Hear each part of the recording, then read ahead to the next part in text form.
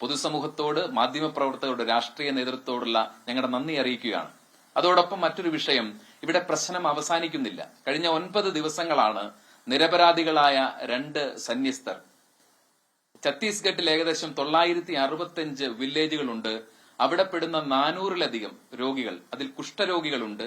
കുഷ്ഠരോഗ നിർമ്മാർജ്ജനം ചെയ്തു എന്ന് പറയുമ്പോഴും അതൊരു റിയാലിറ്റിയാണ്. നമുക്കിടയിൽ കുഷ്ഠരോഗികളുണ്ട്, അതുപോലെ തന്നെ ക്ഷയരോഗികൾ ഉണ്ട്, എയ്ഡ്സ് രോഗികളുണ്ട്.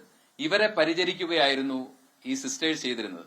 സിസ്റ്റർ പ്രീതി മരിയും വന്ദനയും ഫാർമസിസ്റ്റുകളാണ് എന്നുള്ളതാണ് അവിടെ കോൺഗ്രിഗേഷനിൽ അറിയാൻ സാധിച്ചത്.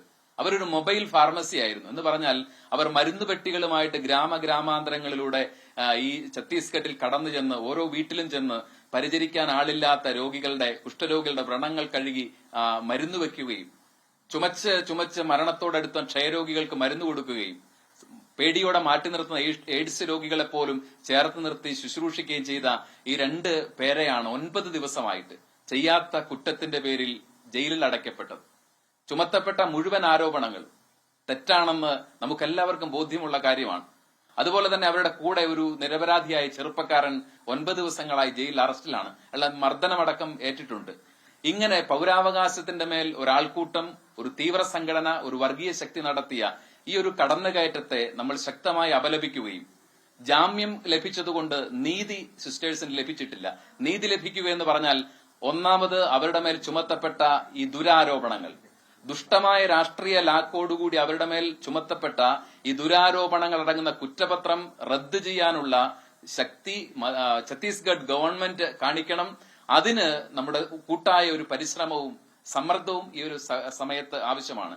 രണ്ടാമത് 9 ദിവസങ്ങൾ നിരപരാധികൾ ജയിലിൽ കടന്നു, ആൾക്കൂട്ട വിചാരണയ്ക്കിരയായി ആക്ഷേപിക്കപ്പെട്ടു, സമൂഹ മധ്യത്തിൽ അവർ വിവസ്ത്രരാക്കപ്പെടുമാർ അപമാനിക്കപ്പെട്ടു. അവർക്ക് നീതി ലഭിക്കുക എന്ന് പറഞ്ഞാൽ നിയമം കയ്യിലെടുക്കാൻ, ഭരണഘടനയ്ക്ക് മീതെ വളരാൻ ബലം കാണിക്കുന്ന ഈ തീവ്ര വർഗീയ ശക്തികളെ, ഇതിന് കൂട്ടുനിന്ന ആളുകളെ നിയമം അനുശാസിക്കുന്ന രീതിയിൽ മാതൃകാപരമായി ശിക്ഷിക്കുക എന്നുള്ളതാണ്. അപ്പോൾ നിരപരാധികളായ ഈ 3 വ്യക്തികളെ ആൾക്കൂട്ട വിചാരണക്കിഴയാക്കിയ സംഘടിത സംവിധാനങ്ങൾ, തീവ്ര ശക്തികൾ നിയമത്തിന്റെ മുമ്പിൽ കൊണ്ടുവരപ്പെടണം, അവർ ശിക്ഷിക്കപ്പെടണം. ഈ കാര്യങ്ങൾ നടപ്പിലാകുമ്പോഴാണ് സിസ്റ്റേഴ്സിന് നീതി ലഭിച്ചു എന്ന് നമുക്ക് പറയാൻ പറ്റുന്നത്. അതുകൊണ്ട് സഭയുടെ പോരാട്ടം അവസാന സമയം വരെ, ഞങ്ങൾ ഒരു ജാമ്യം കിട്ടിയെന്നിടത്ത് ഒരു പ്രതിഷേധമോ ഒരു പോരാട്ടമോ അവസാനിപ്പിക്കുകയല്ല. നന്ദിയുണ്ട്, ആശ്വാസമുണ്ട്. പക്ഷേ സന്തോഷമുണ്ടാവണമെങ്കിൽ അവിടെ നീതി ഉണ്ടാവണം. നീതി ഉറപ്പാക്കാനുള്ള പോരാട്ടത്തിൽ, പരിശ്രമങ്ങളിൽ ഞങ്ങൾ കക്ഷി രാഷ്ട്രീയ ഭേദമന്യേ സകലരുടെയും പിന്തുണ ആവശ്യപ്പെടുകയാണ്. മാധ്യമങ്ങളുടെ ഒരു ജാഗ്രത ഈ ഒരു വിഷയത്തിൽ, നീതിയുടെ അവസാനത്തെ ശ്രമം വിജയിക്കുന്നതുവരെ ഞങ്ങൾ ആവശ്യപ്പെടുകയാണ്. ഇത് മതേതര ഇന്ത്യയുടെ ആത്മാവിനേറ്റ മുറിവായി കരുതിയ പൊതുസമൂഹത്തിന്റെ സത്വരമായ നിതാന്തമായ ജാഗ്രതയും ഇടപെടലും ഈ ഒരു വിഷയത്തിൽ തുടർന്നും സീറോ മലബാർ സഭ, ക്രൈസ്തവ സമൂഹം പ്രതീക്ഷിക്കുകയും അഭ്യർത്ഥിക്കുകയുമാണ്.